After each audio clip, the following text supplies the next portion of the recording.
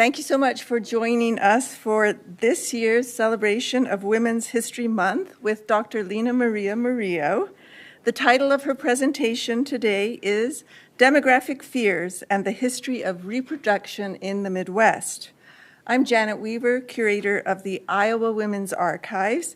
And before we start, I want to thank our co-sponsors, the Iowa City Public Library and the UI Council on the Status of Women. And I also want to introduce our staff from the Iowa Women's Archives.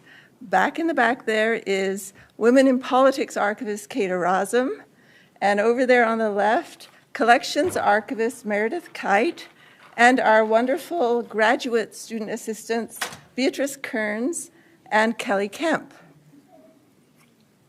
So this year, the Iowa Women's Archives is 32 years old. Founded in 1992 through the vision and generosity of two amazing Iowa women, Louise Noun and Mary Louise Smith. And I'm delighted to see that the IWA's founding curator, Dr. Karen Mason, is here with us today.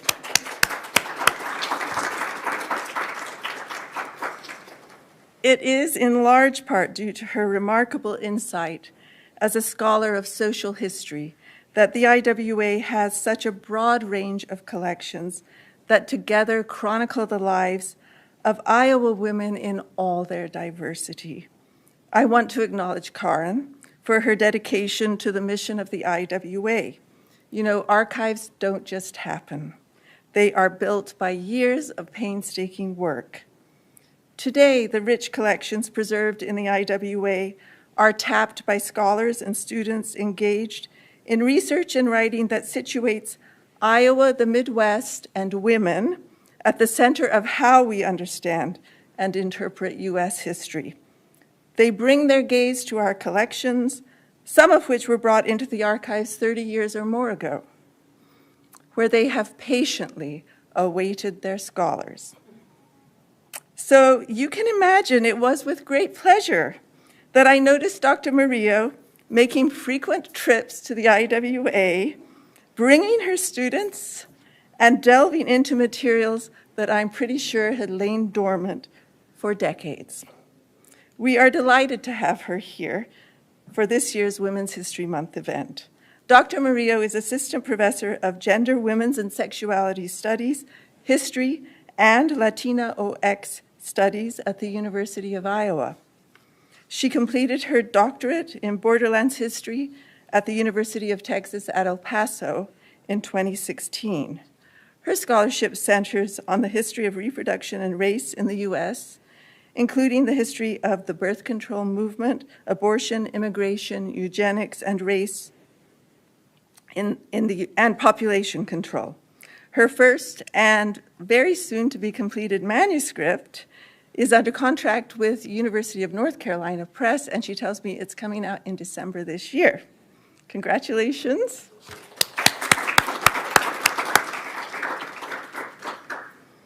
Since joining the faculty of the University of Iowa in 2018, she's broadened her analysis to examine how the potential for demographic change has affected the legal and social environment for obstetrical care in Iowa and the Midwest. Professor Murillo is the author of numerous articles, scholarly publications, and op-ed pieces, and recipient of the 2023 Catherine Stimpson Prize for Outstanding Feminist Scholarship. Please join me in welcoming Dr. Lina Murillo.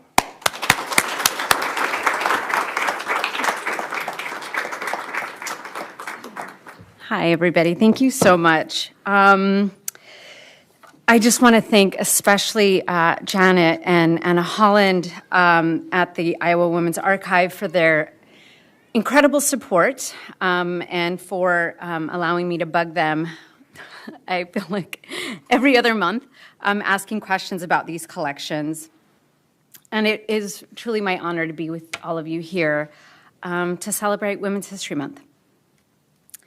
So today's presentation is part of a larger ongoing project on the politics of abortion in the United States at the intersections of reproduction and population control.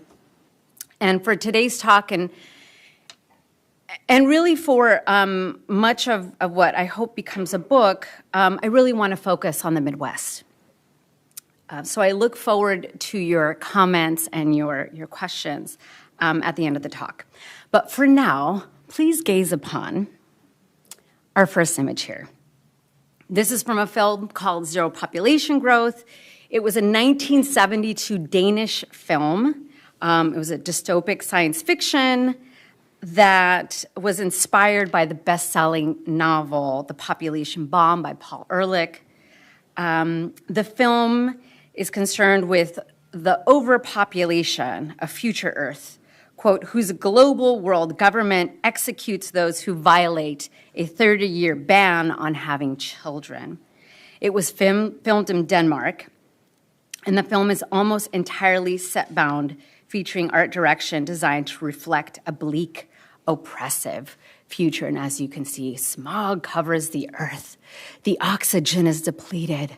Love is encouraged, but the penalty for birth is death.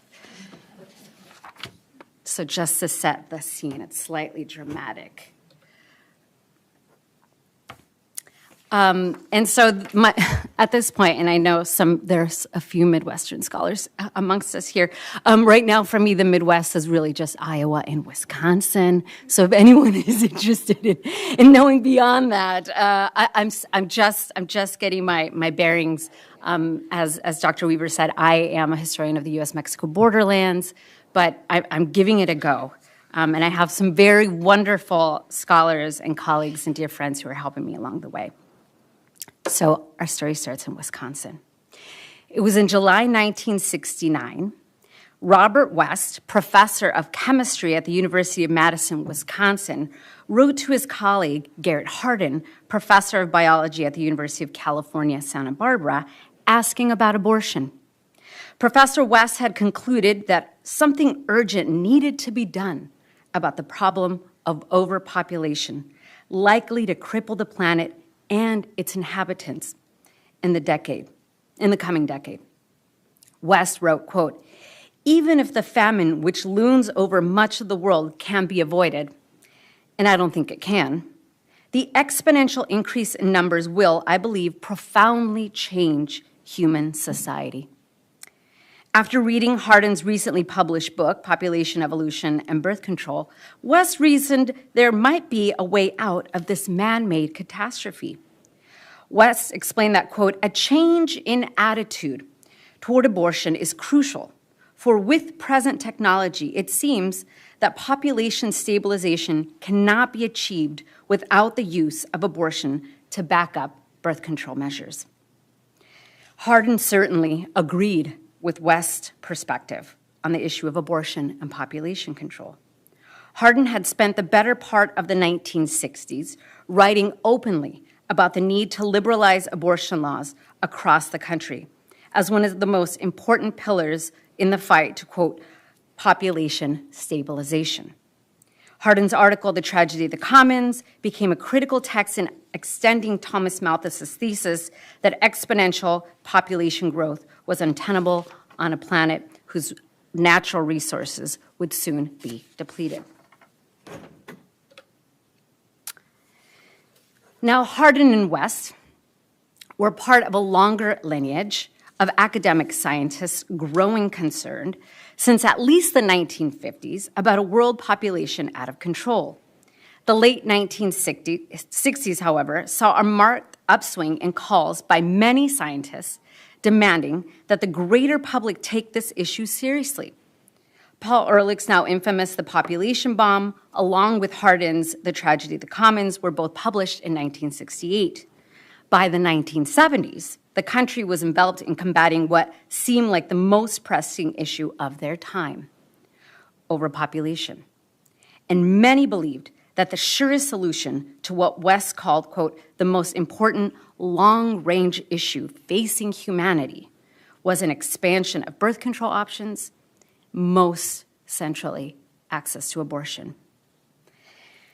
Now, as a scholar myself of reproductive justice, and I do want to say that this is different from reproductive rights, and I know that there are many people here who understand the difference, but just in case for those watching at home who don't know the difference, Reproductive justice scholars believe in bodily autonomy grounded in a human rights focus.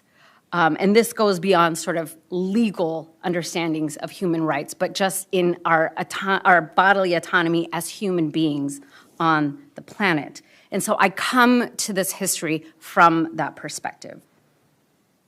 I'm also a historian of abortion and contraception. And as I mentioned, my scholarship is most recently focused on the US-Mexico border region. And so these connections between anxieties for population control and birth control, I can tell you they're not new, right? And really my work along the US-Mexico border shows that they stretch to the 1920s and 1930s. And historians have been talking about this for some time, especially those who have focused on the long history of the family planning movement in the United States, especially the life and legacy of people like Margaret Sanger and Planned Parenthood Federation of America. They've conceded that these movements and these histories have had long and troubled connections to population control and to eugenics. And oftentimes, many of the people in those movements were one and the same.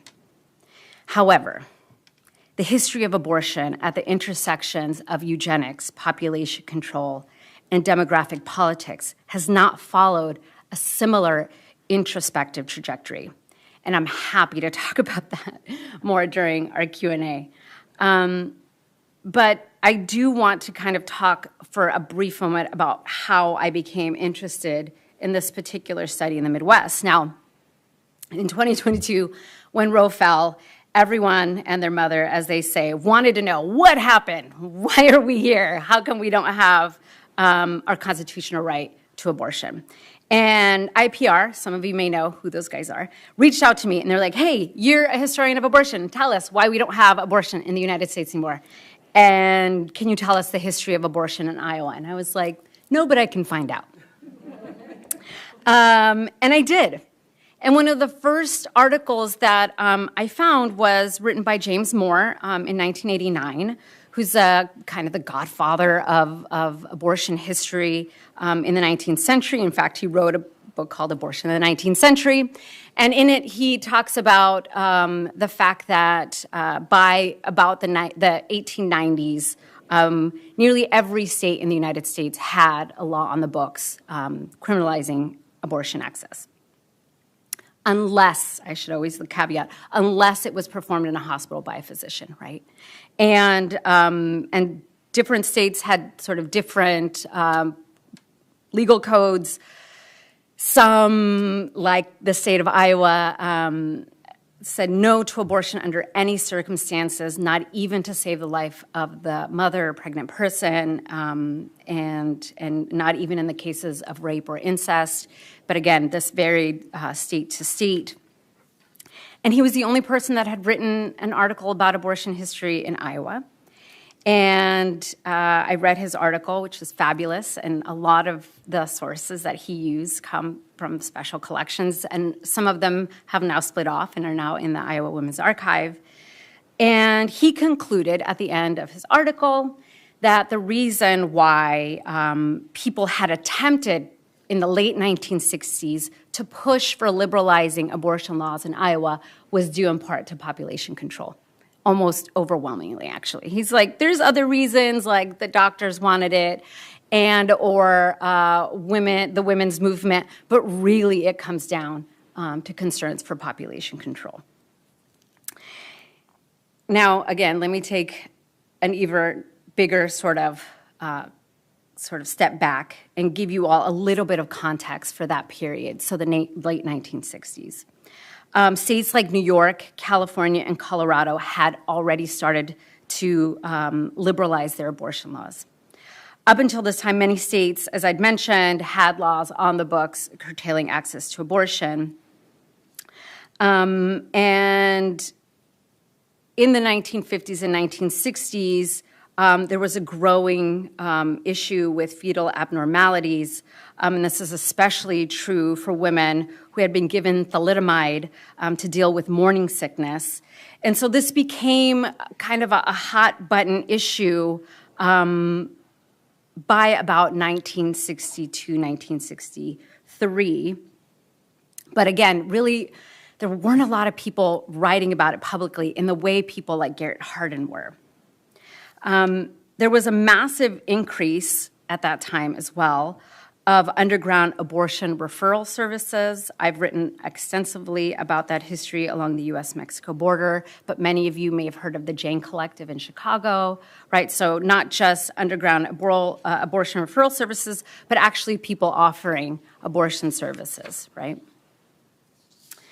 And so what I'm hoping to do today, really in my talk, is to kind of connect these conversations around population control and demographic fears to this sort of deep connections to abortion rights and abortion movement, and to show how some activists in the movement exploited women's concerns for reproductive liberation and reproductive health care to push forward a population control agenda. And really in the Midwest, right? So some of you may know the Des Moines Register. So they take a survey in 1970. They take this poll of residents across the state of Iowa, confirming that, quote, overpopulation was the greatest fear as a new decade began. 3/4 of adults in Iowa, quote, worried about the possibility that the world population might double in the next 40 years. A majority of Iowans believe that family planning, education, and birth control were key to averting global catastrophe. Iowans were not singular in their concerns about overpopulation. Other states in the region, including Wisconsin, Illinois, and Indiana, were similarly vexed by the issue of what to do about overpopulation. And, you know, when I started reading some of this and James Moore's article, I was flummoxed. Why, in such a rural state, are people this panicked over overpopulation? The fixation on overpopulation in a historically rural state like Iowa just did not seem to add up for me, especially given sort of very recent legislative analysis of demographic data in Iowa concludes that, quote, Iowa has long been a slow-growing state. While the U.S. population more than doubled between 1950 and 2010, Iowa's population grew by a minuscule 16%. As I began to dig through the same archives that Professor Moore had looked through decades before, I noticed that those who opposed abortion liberalization in Iowa acknowledged fears about overpopulation as they simultaneously touted the growing loss of Christian values and moral decay that would surely besiege their state if abortion laws became less restrictive. As debate over abortion heated up in Iowa beginning in 1969, constituents wrote hundreds of letters to their legislators declaring these concerns. One Des Moines, Iowa resident exclaimed, quote, we can talk about overpopulation and other ills, but to correct one wrong with another is idiotic. Another resident, this time from Waterloo, Iowa, wrote, quote, what happens to the morals of a country when a person can decide if he is to kill an unborn baby or not? What has happened in Russia or in Sweden? A Black Hawk County couple pleaded with legislators to, quote, please, in the consciences of motherhood, Americanism, and humanism, vote no to loosening abortion laws in Iowa. In attempts to halt further discussions about abortion access, Iowa residents, some of them, evoked this new holy trinity of motherhood, Americanism, and humanism in the name of protecting Iowa's morals and values from the decadent path taken by these so-called communist and socialist countries, right? So connecting these seemingly disjointed concerns for demographic change, nationalism, motherhood, anti-communism, and the preservation of fetal life against liberalizing abortion in the Midwest, a lot of this is part of a still nascent anti-abortion movement that wouldn't really come to sort of bloom until after Roe v. Wade. But we sort of see in the archives these folks starting to write and to think as a somewhat coherent religious group. And historians Carissa Hageberg, who's actually a graduate of the University of Iowa History Department, and my other dear colleague Jennifer Holland suggest in the research on pro-life activists, these disparate messages were part and parcel of ideas deeply connected to white supremacist machinations about the preservation of white life, beginning at conception, and I'm also arguing today the preservation of white space and place best immortalized in America's heartland. Now, by unspooling these historical threads that unite major changes in reproductive rights laws, we begin to understand how attitudes about the politics of demographic and population changes swelled white anxieties around American morality and culture. Demographic changes have, since at least the 19th century, produced anxieties about the racial composition of the United States that pull at central ideals undergirding white nationalism. Values uplifting ideas like frugality, hard work, responsibility, individuality, reason, respect, liberty, virility, and its control have been critical ideological components of white Christian racial formation in the United States. As coastal and borderland states quickly began to see massive and seemingly unbridled demographic changes in the 20th century, the U.S.'s imagined heartland became the last great space to preserve values and ideals whites felt were under attack. These anxieties became even more pronounced as the end of the civil rights era bled into the era of militant activism against the Vietnam War and for freedom struggles among Black, Latina, and Latino and indigenous communities, as well as the women's movement. And I owe much of my thinking about this to my beautiful and brilliant colleague, Dr. Howard, who's sitting right here. Shout out to you, who is also writing an incredible book about violence and Black rebellion in the Midwest. Check that out. It's coming out with the same press as mine. But we've been thinking about these things together, and I'm very much indebted to her work in the Midwest. So in other words, in overwhelmingly white states such as Iowa and Wisconsin, census data, this is just a little side, census data reveals that Iowa was 99% white in 1960 and 98% white in 1970. Wisconsin was 97% white in 1960 and 96% white in 1970. That these abortion debates were driven by different arguments in support of white supremacy that fundamentally derailed feminist demands for reproductive liberation. Here are my people. So I've been rummaging through their archives, and so really, the bulk of the material for this talk comes from the papers of Senator Minette Doder, Earl Willits, and Willia Charlene Conklin, who really spearheaded the movement for the liberalization of abortion laws in Iowa.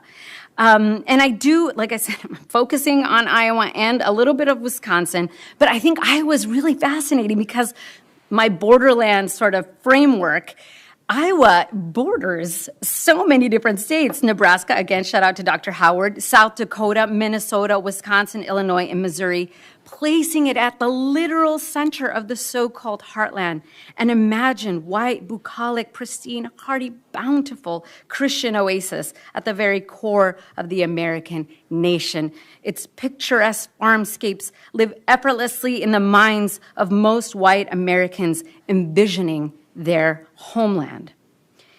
The second reason is that James Moore's article demonstrates Iowans' deliberations over liberalizing abortion restrictions and just how perfectly preserved these conversations that people are having with each other and with their elected officials. They're just beautifully preserved, again, at the Iowa Women's Archive. Go check them out. And as I read through hundreds of letters, and really, I should say, it's more like dozens and dozens of letters. What I found, I thought I had collected hundreds of documents, but I had not. I've just been sitting for hours reading these beautifully handwritten for my people who can no longer read penmanship. I highly recommend that you relearn this critical skill, or else you will not know what people said in the 1940s, 50s, and 60s, because oftentimes people are rushing off these letters with extraordinary passion and concern for local politics, local and state politics, but it's all in penmanship. So, and I'm looking at my children. This is a skill you all need to learn. And most of the people that are writing their senators are mostly white, coming from very rural areas of the state, mostly Christian and Catholic, offering justifications for allowing abortion restrictions to remain as they are or overturning them completely. And so these papers really become a window into the heart and soul of white Americans wrestling with differing definitions and visions of white supremacy. Should white supremacy concern itself with clamping down on a global, mostly black and brown population run amok, one that might eventually make its way to the heartland? Should Iowans discipline and control their own fertility as an example to others incapable of doing so? Or should white supremacy focus on protecting the moral fiber of America, life, liberty, property, and virility? These were not necessarily oppositional concerns. Rather, in the debate about abortion, they helped communities as well as the women, and they helped shape these opposing viewpoints. And finally, Iowa's demographic reality could not have created a starker contrast to its residents' fears. Both its racial composition and population density did not and still do not warrant the level of racial anxiety and animus created by the population explosion scares and abortion disputes in the 1960s. Oh, some of you may recognize this, the Iowa Press Citizen, shout out. And yet in the spring of 1969, Iowa City's Press Citizen dedicated nearly all of its editorial page to the question of overpopulation, with the headline blaring, "How fast is the world growing? 72 million people yearly." Several articles accompanied the central overpopulation focus, including an analysis about the war in Vietnam and another article titled, quote, "The New Face of Black Power." The juxtaposition of these other issues elevated and added gravitas to the overpopulation debate happening on the page. The massive image that complemented these news stories provided visual guidance to those on both sides of the abortion debate. Alarming to those already worried about overpopulation were the numerical figures and regional diagrams depicted in the image. The map revealed that nearby Central America held the fastest growing population in the world, with Costa Rica leading the pack. In the following years, it would be Mexico that would take its place as the epicenter of overpopulation debates. Immigration fears and concerns of, quote, hordes of Latin Americans spilling across the border had been a consistent concern for white Americans since the early 20th century. Overall, the largest contributors to the overpopulation problem, those having the most babies, were Africa, Asia, and Latin America, continents considered to house all of the world's developing nations. The Press Citizen's editors cited University of Iowa, etymologist Hugh Dinkel's main issue that, quote, "millions die now in the world of causes related to starvation, and that what is occurring now is that temporary expedients to ease the problem of starvation are only producing more people to starve later." Dingle estimated that easing poverty via food programs to those in the so-called third world was backfiring on the first. Rather than aid emerging nations during the post-colonial period, after Europe and the United States had essentially bankrolled their industrialization in these areas and had exploited and expropriated land and labor in Africa, Asia, and Latin America, the developed world was in danger of being overrun by explosive third world populations. The editors concluded that the doubling of the world's population would undoubtedly double, quote, human suffering around the globe. Don't worry, Iowa, Wisconsin's in here too. Similar articles ran in Wisconsin newspapers that foresaw an overpopulation apocalypse. For instance, in news articles from the Green Bay Press-Gazette, editors believed it critical to write about the overpopulation problem in the Philippines and other Asian countries, explaining to the readership of one of Wisconsin's northernmost regions that the combination of overpopulation and underemployment were serious problems that faced Asia, and perhaps even Green Bay's remote corner of the world. Manila, the capital of the Philippines, stood out among other Asian cities due to, quote, chaos of its crowds. These kinds of sensationalist articles surely influenced the thinking of these rural and out-of-the-way Midwestern cities and towns as they grappled with potential social unrest among the so-called colored masses at home while imagining the burgeoning so-called colored masses abroad.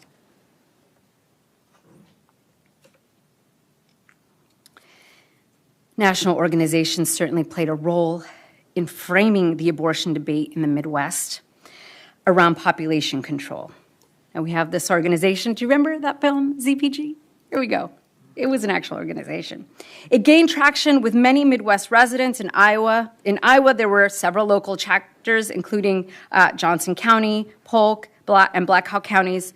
In Wisconsin, ZPG appeared in various cities, including Stevens Point, Eau Claire, Wausau, La Crosse, and Madison. ZPG was the brainchild of our dear Paul Ehrlich, who's a Stanford biologist who had won acclaim and captured the world with his dire warnings of impeding civilizational collapse due to unmitigated reproduction. The leader of the Iowa City Johnson County's chapter of ZPG stated that they had received hundreds of inquiries from residents interested in joining their 25-member group. In Cedar Falls, the local coordinator of the ZPG chapter, Dr. Darrell Hoff, professor of earth sciences, declared that, quote, the threat of overpopulation has not gone away during this first year of our group's existence.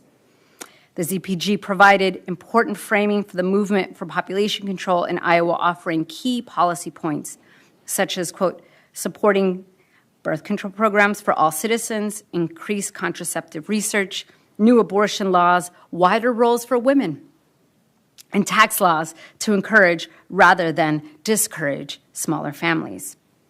In Stevens Point, Wisconsin, the connections between population control and abortion were clear. And now you can see the clipping on the very end there. Please join us for Dr. George Becker, his talk from the biology department on abortion and the American female. The public is cordially invited to hear about this highly controversial subject. Now, as you'll note, most of the people I've talked to up to this point are men, right? Let's keep that in mind. As historian Matthew Connolly notes, the Zero Population Growth National Organization believed that, quote, population control begins at home. Among its adherents were those who believed that the U.S. should install a penal code that, quote, called for the sterilization of parents with more than 5 children. Some in the family planning movement, like Dr. Alan Guttmacher, who's the president of Planned Parenthood Federation of America, suggested that organizations such as ZPG were, quote, smokescreen for something else, including white supremacy and anti-communism. And they were everywhere, I tell you, even the Wisconsin Senate elections. This idea of zero population growth was everywhere. As candidates were asked to weigh in on important issues in Wisconsin, would-be Senator David Fries from Watertown, Wisconsin, answered a question about about pollution this way, quote, above all, we should recognize that pollution in the main is caused by having too many people in Wisconsin, in America, in the world. Therefore, we should strive immediately to accomplish zero population growth. In other words, educational programs and, if necessary, economic inducements should be resorted to so that people will understand that they have absolute responsibility to society to restrict the size of their families and prevent population growth. In Iowa, while legislators continued to discuss politics of liberalizing abortion laws, this eventually, right, and Wisconsin too, so Iowa and Wisconsin are very similar in this way. They debate this issue for many years until about 1972. It's in the legislature, but by the time they're going to come back again in 1973, in January, we already have Roe v. Wade, right? But debate they did. And in fact, these are some of the messages from some of the constituents, mainly in the state of Iowa. Now, you won't be surprised to learn that Iowa residents agreed with media representations of overpopulation. Supporters of liberalizing abortion restrictions sent out countless letters to legislators connecting greater abortion access to ending overpopulation. Several Cedar Falls residents wrote in a telegram, quote, "No one can argue that we don't have enough unwanted babies. Let us do now what we humanely can to reduce the present oversupply.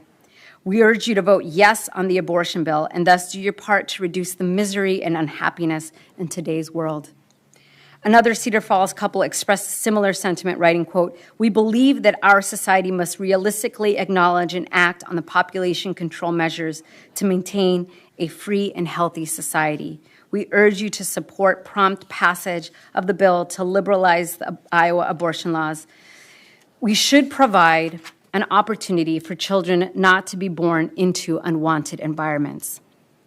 An Iowa Falls resident wrote to Senator Minette Doder to express the following: "Although American ethics seem to be against abortions, they are legalized in Japan, Mexico, and Sweden, and in many other countries. When one considers the population explosion today, I believe that abortion should be used similarly to birth control to prevent explosive population growth."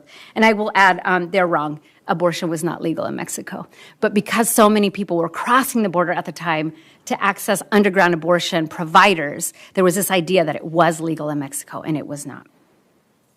Now, by the following year, some legislators expressed agreement with their constituents as they lean into the varied arguments in favor of greater abortion access. Earl M. Willits, Democrat from Polk County in the Iowa House, replied to a voter's inquiry about the proposed abortion liberalization legislation this way, quote, "This seems to me the wise step to take at this time in light of the problems we face with unwanted children, women seeking illegal abortion, and overpopulation. Claims that there existed a, quote, oversupply of babies hearken to the discourses about the supposedly hyperfertility among women of color the world over and the deep need for expanding family planning campaigns, including access to abortion and sterilization."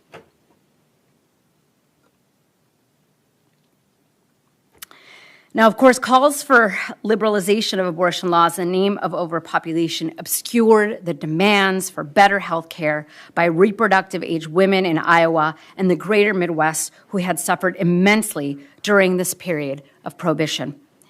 What follows are excerpts from women who wrote dozens of letters to Senator Minette Doder, a representative from Johnson County. And as I stated earlier, I spent a lot of time reviewing these letters. I was moved to tears by their content, their openness, their sincerity, their clarity. Because of special restrictions placed on what I'm about to talk about now, I cannot tell you the names of these constituents who wrote in to share their often traumatic and tragic stories, but I can share with you their words. A young mother living in Vernon, Iowa wrote, quote, "I feel this is a very important thing, and I hope it will be brought up again this session. The more realistic and up-to-date law would certainly be a vote of confidence for every woman," she said, of the 1969 attempts to change Iowa abortion laws. And at the time, like I said, there was no exception for rape or incest or to save the life of the mother. That's all they were trying to do in 1969, was just merely add those caveats to the law, right? So very low stakes. And the Iowa legislature went against it. She continued, quote, "I too carried a dead baby for several months and several years. And several years later, I had to have a hysterectomy from the damage this helped to do to my system. I just thank God I had my 4 children before this time, and they are normal and healthy. 30 years is too young for this type of surgery," she concluded. Others wrote from outside of the state to tell the senator to keep her movement going. Quote, "I wish you much luck and pray for your successful efforts to do away with the ban on practically all abortions in your state. I wish too you could give us some help down here with our own old laws. I have 2 beautiful girls, and not long ago had to have an operation and was told I shouldn't become pregnant. My doctor for many years said he would tie my tubes, and my husband and I agreed. But the hospital has a board of directors," in parentheses she puts, all men, "and they," and she underlined they, "decided I couldn't have that done. They didn't even talk to me, just sat around a table and decided. I believe the decision was mine and my doctor's. Thank you for defending a woman's right to choose." These cases reveal the degree to which the lack of sound reproductive health care, due in part to an oppressive, racist, patriarchal medical structure, put women's lives and their reproductive futures at risk. While lack of proper abortion access sterilized the Iowa mother in the first case, the second mother detailed how a physician's board put her life at risk. And as a mother, I mean, imagine you accidentally becoming pregnant, as another letter writer said, and leaving, knowing that you might leave your children behind, right? They put her life at risk by denying her the ability to freely access tubal ligation. Access to, quote, "having your tubes tied" had become a racialized reproductive health procedure by this time. While thousands of mostly Black, Indigenous, and Latina women across the United States were forcibly sterilized, often under medical duress, without their consent and the consent of their spouses, which was common at the time and shockingly to some still common today, white women were often denied tubal ligations if physicians deemed them still of reproductive age. So again, within this broader context, notions of population control laden with eugenic ideology frame the politics of abortion access specifically and reproductive care generally for women in the Midwest during this period.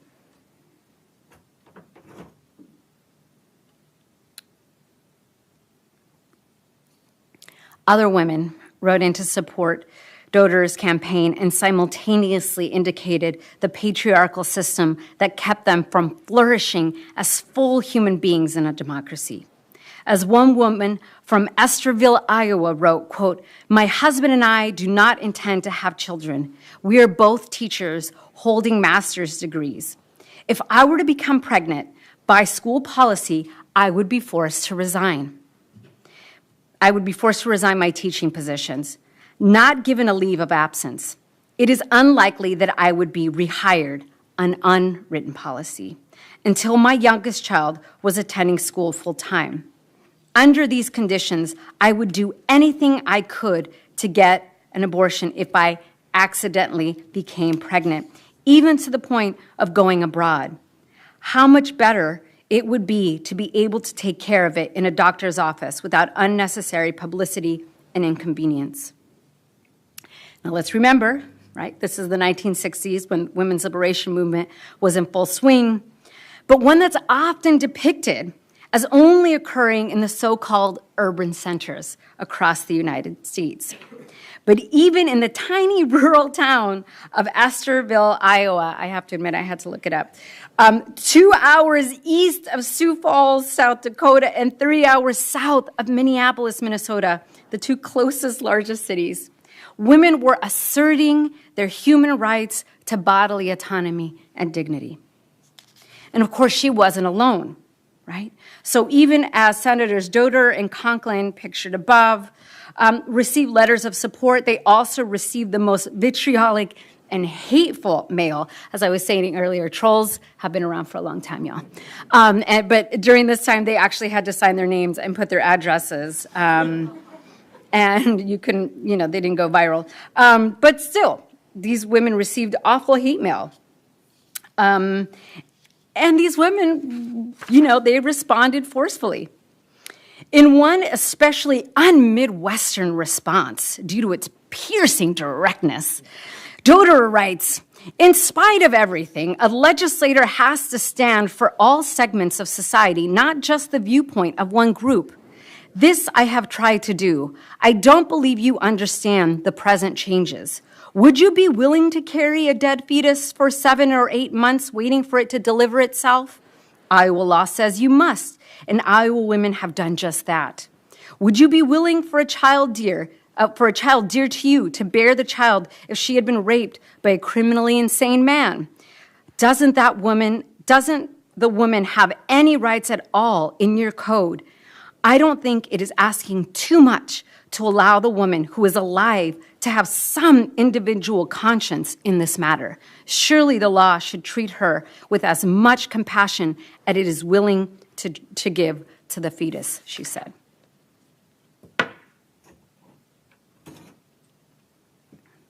And yet,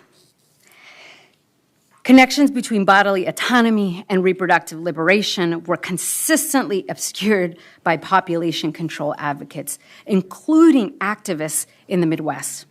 These relationships became all the more difficult to untangle when activists for population control were also supposedly championing expanded access for reproductive health care. In her book, titled "Abortion is a Blessing," Wisconsin women's activist Ann Nicole Gaylor explained how Wisconsin's first abortion fund had been formed. Now, if y'all remember, that's Robert West, who was writing to Garrett Hardin at the beginning of the talk. And she says in her book, quote, "Prior to the Roe v. Wade decision, Professor Robert West of the University of Wisconsin Chemistry Department, his wife Peggy, and I were discussing a particularly sad situation where a young person, disadvantaged, needed to go to New York for an abortion. We should start a fund," Bob said, "to help some of these women." "Oh, Bob," I replied, "that fund would always be running out of money." "But we'd help some," he said. And so in 1972, the Women's Medical Fund was born and incorporated, and over the years, we helped more than 5,000 women. And this was about, when she's writing this book, it's about 1976.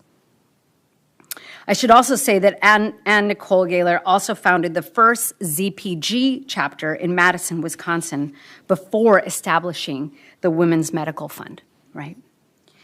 And this is indeed true. Many of the abortion funds that some folks in this room, including myself, have likely supported, have various kinds of ties, right, to these different organizations. Iowa's abortion fund has its roots connected to the work of the Clergy Consultation Service that started in the years before Roe, when mostly Protestant and Jewish clergy sought to help the parishioners seek clandestine abortion providers. However, what's discussed less, and especially among historians of abortion and reproduction, but certainly among the wider public, is the deep-rooted history of population control fears that motivated the politics around the liberalization of abortion laws in the United States. Although anti-abortion activists bring up population control and eugenics all the time as a means to discredit the movement for reproductive freedom, including some Supreme Court justices, Clarence Thomas, I'm looking at you, sir, historians insist on downplaying these connections. And I believe we need to write much more grounded, honest histories, especially examining particular regions of the country and specific localities to understand how people were talking and thinking about abortion, demographic change, and population control as part of a singular narrative. Omitting these troubling histories does nothing to protect our rights to bodily autonomy. And not clearly and accurately discussing the politics of abortion history and at the intersections of democracy and white supremacy in the United States has had major repercussions in the movements for reproductive liberation. Namely, that it has alienated communities of color who have experienced nefarious attacks on their bodies, namely through forced sterilizations, and in some cases, goading women into having abortions. And I urge you all to read the work of people like Alondra Nelson on the Black Panther Party in New York and the history of free clinics there, and Natalie Lida's work on sterilization abuses among Mexican origin women in California. We need to talk about these histories. We need to recognize within the abortion movement there are deep ties to population control and eugenics, and frankly, oftentimes these histories were omitted because people were trying to protect Roe, but we could not protect Roe. And here we are. I have been saddened, is to put it lightly, to come to many talks here at this very room where people are talking about reproductive health care and abortion that are supposed to help carry this movement forward. And I cannot tell you, one, how gutting it is to not see young people in the audience, and two, not to see more people of color. And I do not blame those folks, right? Because we have been gaslighting them. We have been gaslighting our communities into telling them that their experiences are not valid, right? That their experiences of population control and eugenics are not valid. And for your moment of Zen, for those of you who understand that reference, Garrett Hardin, who I started with. Garrett Hardin is one of the founders of NARAL, right? This is the national organization at this very moment, right, at the head of abortion, defending access to abortion in the United States. Garrett Hardin, and this is, yes, as you read that, a Southern Poverty Law Center has said of him that he used the specter of environmental destruction and ethnic conflict to promote policies that can be fairly described as fascist. I have a dear colleague who writes about his work with immigration policy in the United States in the 1980s and 1990s. He was an ardent xenophobe and was alive until 2003. And a lot of sort of returns to, or desires to return to what he called neo-Malthusianism and neo-eugenics. He was trying to bring these ideas back. And this man is one of the founders of NARAL, right? So thank you all very much for your time, and I look forward to your questions. Thank you.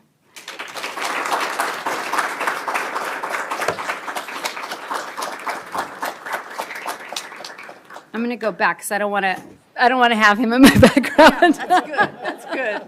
Thank you so much, Lina. Sure, absolutely. That was amazing as well as so distressing. Sorry. And I think that we all have to learn from that and take it to heart and do what we can to bring these conversations more to light. Your work does that.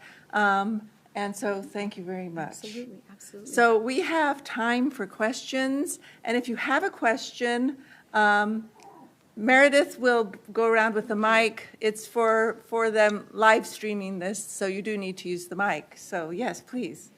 Thank you. Oh, sorry. Everyone's like, oh. Yeah,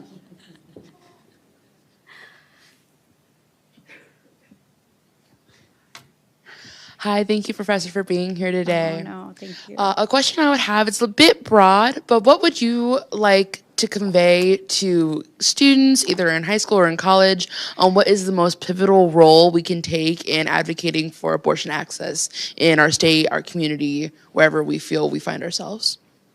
Well, one of the things that I try to tell students and one is that, like, join organizations that are already doing things, right? And there are.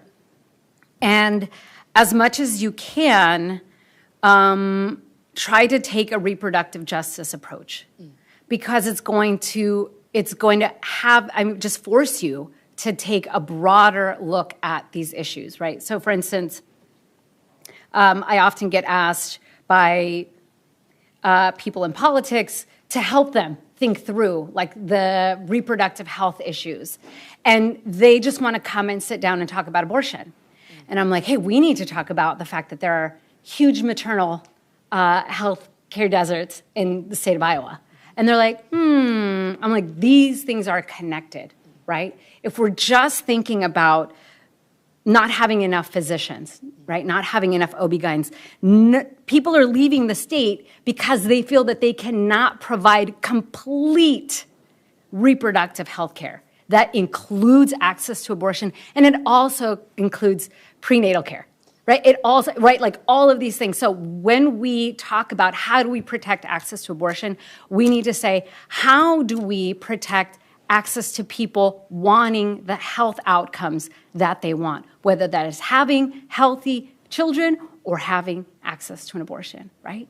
These things are part of that bigger picture. And so that's why I ended with that, like, we need to read the scholarship of some of these folks who have been talking about how, for women of color, right, for the most marginalized people in our communities, they have had a completely different experience, right? And they're like, I don't necessarily want to fight for access to abortion when I can't feed my kids. So, like, how do we, right? So when somebody in the state who is a politician who shall remain nameless is saying, we're not going to offer children summer food programs, that is a reproductive health, reproductive justice issue, right? Because you're making it impossible for poor families to help their children thrive. Right? So if we're going to have conversations about abortion, then you need to come to the table to be ready to have conversations more broadly about justice, about reproductive justice, right? Yeah. Thank you so much. Absolutely.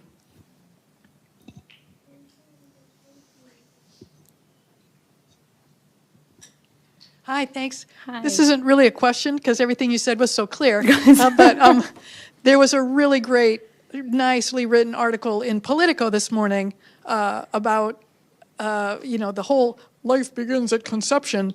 That is not an old idea. And so some of the things that you said about people writing and saying, think of the fetus, that was not universal at all. And anybody wants to read up more on this, it's a great little article in Politico. Yeah, and I think we have wonderful, I hate saying it, actually. We don't have amnesia. We just don't teach history properly in this country, right? In fact, because we don't want an educated population. But yeah, these are old hat arguments, right? And I think, Senator Doder said it so beautifully, right? When she's like, if you are going to demand that there be dignity for the fetus, can we also demand dignity for the person who's alive? Can those two things, right? And so, but one of the things that I don't really talk about in my talk today that I'm really engaging with more is the sort of changes in religion in the United States, right? And evangelical Protestantism and the way that it has, especially in the post-Roe, or I should say, after Roe v. Wade became law of the land, because I think post-Roe means something else now. But after 1973, and I highly recommend folks read Jennifer Holland's Tiny U. It's such a great history of that movement, and also Carissa Hageberg's book. They coalesce in the most incredible way around the issue of abortion. And this notion of life begins at conception becomes their way of conceptualizing their own notions of population decline, really in sort of white supremacist terms, right? And so when they are talking about life beginning at conception, they're really talking very, very specific populations' life, right? They don't actually mean all people. They really just mean white evangelical Christian. Right? That's the life that they care about. That's the life that they seek to protect when they make those arguments.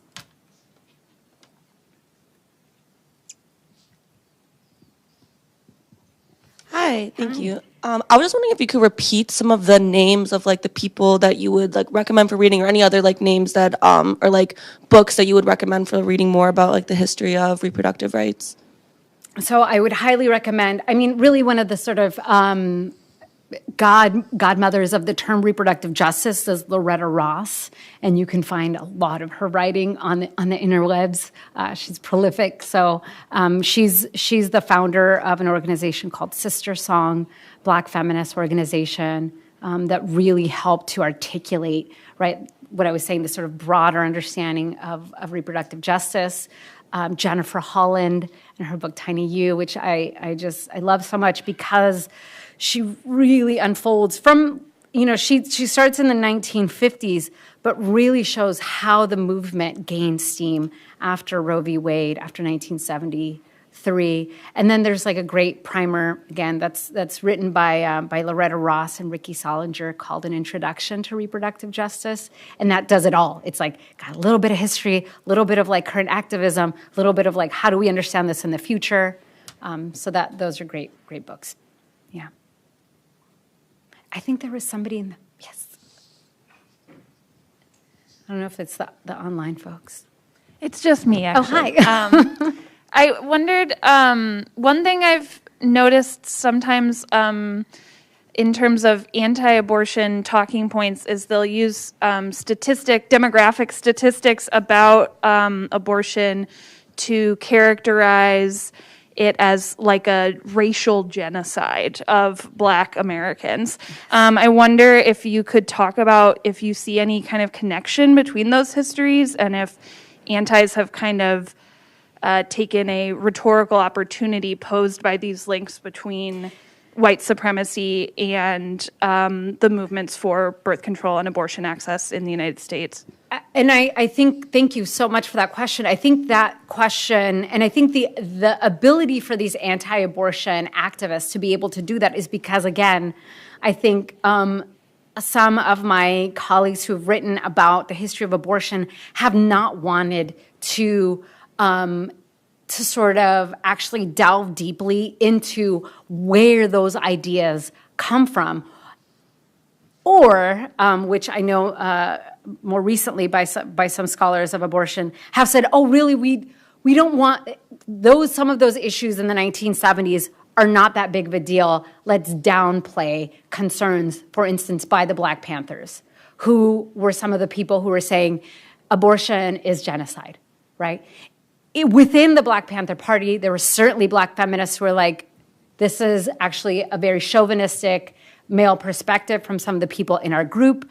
But like I said, if you go and you read some of the books like by Alondra Nelson, who I think is who you were asking about, she writes that in Harlem, in New York City, right after Roe, Black women and Puerto Rican women would go to these hospitals, the general hospitals, the sort of inexpensive, oftentimes free hospitals, to get care. They were pregnant and they wanted prenatal care. And the physicians would immediately ask them, don't you want an abortion? And they would say, no, we don't want an abortion. Are you sure you don't want an abortion? No, I'm here because I have these other issues with my pregnancy. I'd like to keep my pregnancy, right? But those have become these like deeply embedded footnotes in the history of abortion and are not actually placed front and center. What is happening, right, among poor communities after Roe becomes law of the land. In some places, like in Texas, some women don't know. One of the first post-Roe v. Wade deaths is of Rosie Jimenez, who is a Chicana who didn't realize that abortion was legal and went to see an underground abortionist and dies from a botched abortion, right? So we have these like very complicated legacies within communities of color, but we've not taken those histories seriously. We've not done our due diligence as historians to really investigate why is it that we don't have a much more robust call for reproductive rights and access to abortion within those communities. And again, I'm saying it's because our relationship to that movement is one of a denial of our ability to have children. And so reproductive justice is much more capacious in that it says we have the right to have children, we have the right not to have children, and fundamentally we have the human right to parent our children in safe and sustainable communities.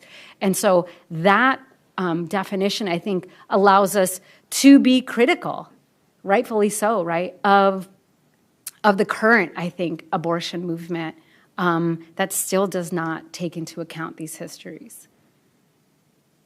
And allows these conservative people to sort of spin these tales without us being able to actually say, no, this is deeply rooted in racism, but what we know is that denial of access to all manner of reproductive care, starting with abortion, has adverse effects across the spectrum, right, for just basic access to health care.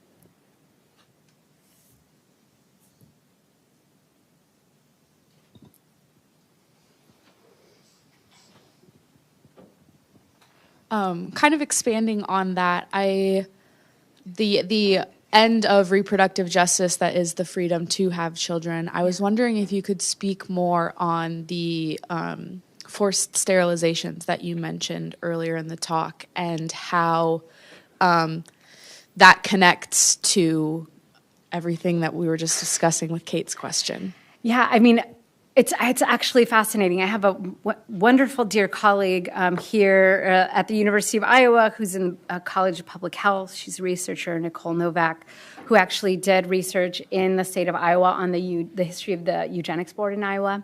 And what she found is that, the sort of highs and lows of sterilization change in different parts of the country. So not every state in the United States had compulsory sterilization laws, but many of them did. Iowa was one of those states, North Carolina, California. And in fact, next week, if you want to continue this conversation, my dear colleague Natalie Lida and Angela Hume are going to be giving a talk at Prairie Lights on their books. Natalie Lida's book centers on the history of sterilization abuse from the 1920s. Really, I mean, into 2009, right? They're sterilizing women in prisons in California. California has the largest women's prison in the world. I always tell people that, and they're like, what? It's wild. California was progressive in all of the wrong eugenic ways at the turn of the 20th century. And so they have the largest women's prison. And in 2009, there were claims of women being sterilized in that prison. And this is nothing to say of the sterilizations of detained migrants, right? So there was a case in 2016 at a Georgia detention center where women were being told that they had problems, reproductive health problems, and they were just going to get a little procedure done, and they didn't know what was happening to them, and then months later realized that they had been sterilized again, without their consent. So that history remains alive, right? It's not history. It is our present day world.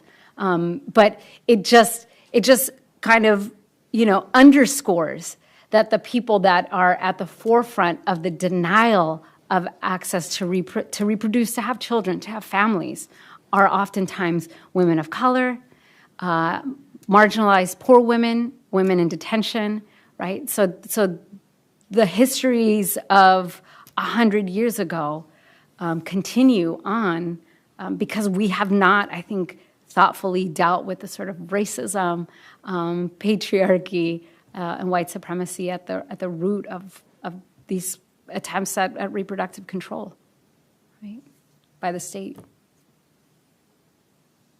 Oh my gosh, it's my child. They ask the hardest questions.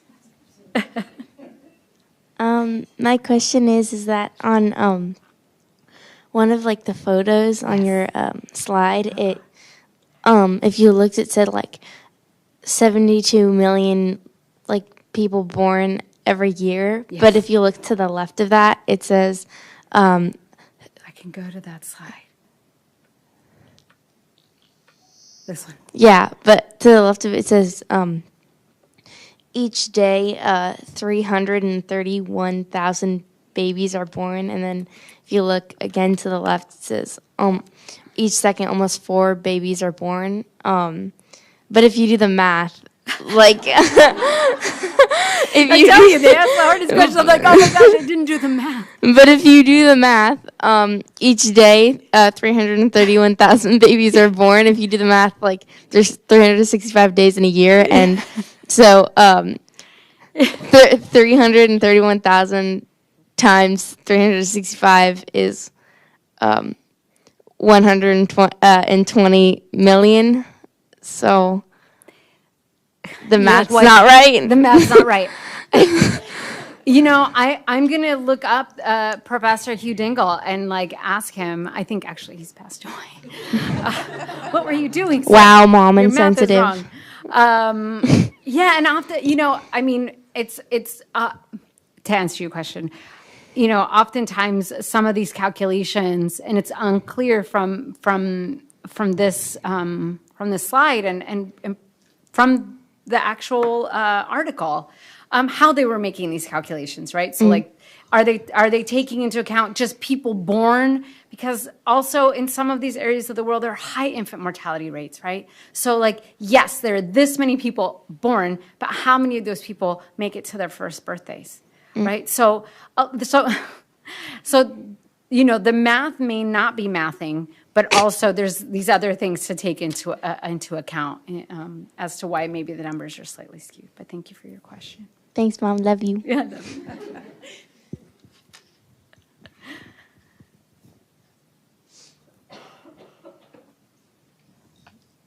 Do we have a chat? No? It's not you, okay. And then I'll remember you too, okay? Okay, this is a question from Donald Baxter, who says, I was a board member of the Georgia chapter of NARAL in the 1980s and 90s and had the history of birth control and legal abortion brought up by the opposition. How do we answer this? This is very unfortunate. It seems to cut off. I can't see all of it, but Donald, if you're with us still, maybe you could try finishing the last part of your question, but I think it's basically like, how do we respond to that being brought up? Absolutely, and I think that we are constantly on the defensive and not playing offense, right? And we need to articulate. I'm assuming we're all on the we. Articulate what we're demanding, right? As a sort of vision for what reproductive liberation really means. Right. So, for instance, in the state of Iowa, if the intent is to do away 100% with abortion, we're going to get rid of it, we won't allow it, great. How are you going to help people have safe and healthy pregnancies and help them with having resilient, beautiful families and babies? How are you going to do that? What is your plan? Right? Show us. Where is the healthcare policies? Where are the educational policies? Where are the food policies? Where are the clean drinking water policies? Show us your plans for how you expect us to forcibly have children in safe and sustainable communities, right? And so I think that we have to say, like, okay, you want to do this thing. What is your full plan? For when, because it is happening, right? Like if you look at a state like Texas, they are having more people are giving birth. It is just what's happening, right? And yet they are cutting at every available opportunity. every single kind of social safety net, right? So what is their plan? What is their plan? And that's where they fail, right? That's where they have no plan. And so to me, it's like we need to start to think more holistically as a movement. And again, not to keep harping on it, but reproductive justice, I really do think that as an organizing kind of framework really will allow us to begin to ask those kinds of questions, right? And it'll help our movements unite. It helps our movement unite with folks dealing right now with anti-trans legislation, with environmental justice movements, with welfare and right to food movements, right? Like these kinds of movements all need to be united because we're essentially demanding very similar things at just various sides of the spectrum, right? Thank you so much. And thank you, Donald. He did add on. So do we say like that was then and this is now in terms of these specific legacies of eugenics within the movement? I think what we need to do now is begin to open up the movement so that was then and this is now doesn't become the now again, right? So that we don't keep repeating that old story, right? We need to do a little bit of that sort of introspection that I was saying and say, why do some of these movements in some of these places remain so white? What does that say about our movement? Because oftentimes what I hear from activists, especially some of my elders, and I say this with all due respect, is that you're like, those people just aren't interested. They don't want to come to this movement. It's like, no, right? We need to do some real deep soul searching about why it is that communities of color are not more involved, right?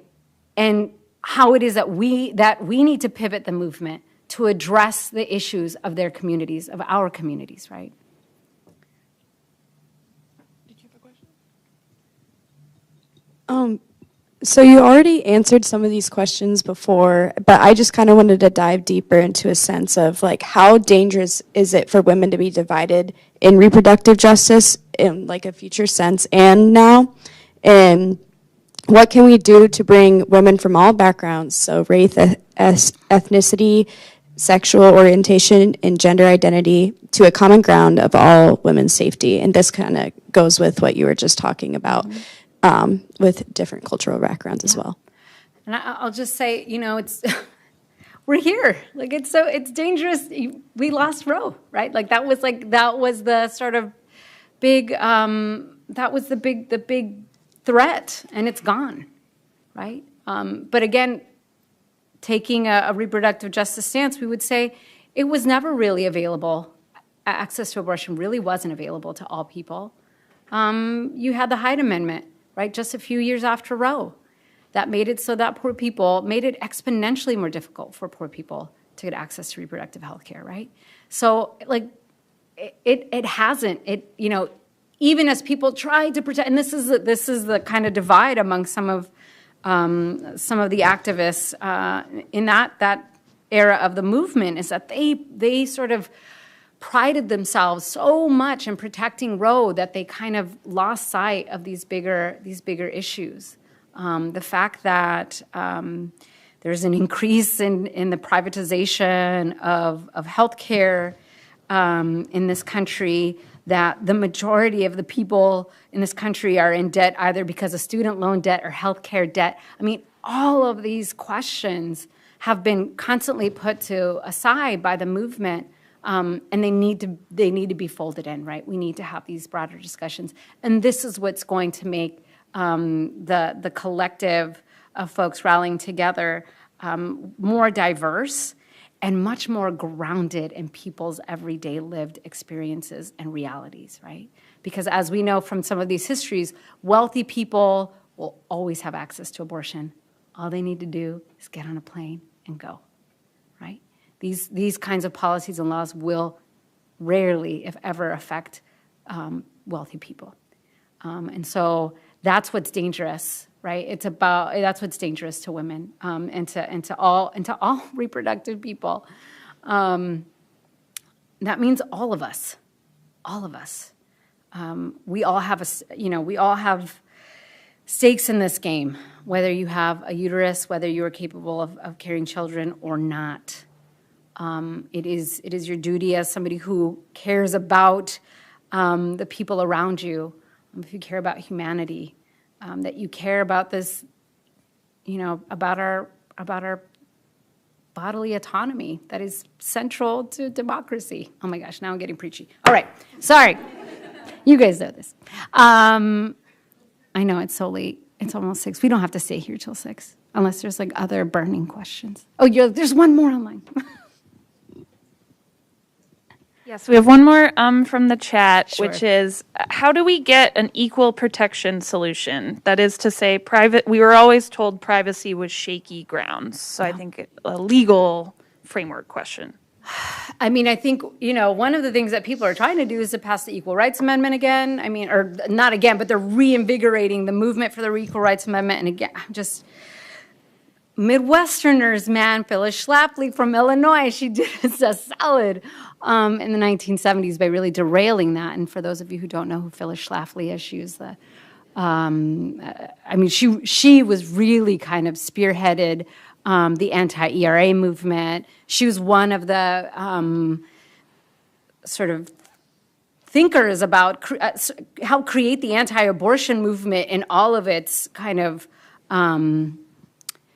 all of its grandeur. I mean, this woman she was incredible organizer, conservative organizer, again, from Illinois.